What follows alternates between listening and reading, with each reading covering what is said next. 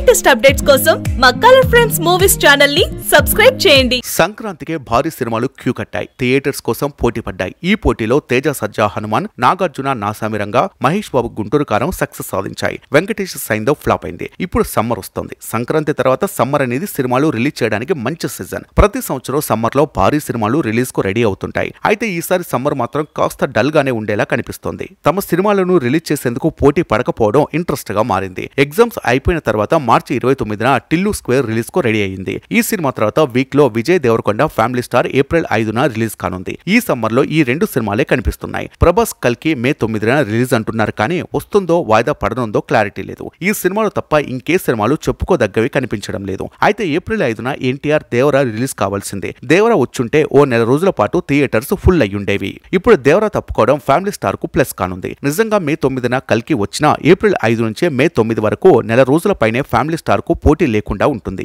ఈ లెక్కన family star movie average talk వచ్చినా 100 కోట్లు ఈజీగా రాబట్టొచ్చు అని టాక్ వినిపిస్తోంది. ఇక డీజే టిల్లుకు మంచి క్రేజ్ ఉంది కాబట్టి సమ్మర్ లో యూత్ కు బాగా కనెక్ట్ కావడం ఖాయం. ఈ సినిమా ఈజీగా 50 కోట్లు కలెక్ట్ చేసే ఛాన్స్ ఉందని వినిపిస్తోంది. టిల్లు స్క్వేర్ 50 కోట్లు, ఫ్యామిలీ స్టార్ 100 కోట్లు కలెక్ట్ చేయడం అనే టార్గెట్ ఈజీగా చేరుకుంటుందని ట్రేడ్ పండితుల అంచనా. మరి ఏం జరగనుందో చూడాలి.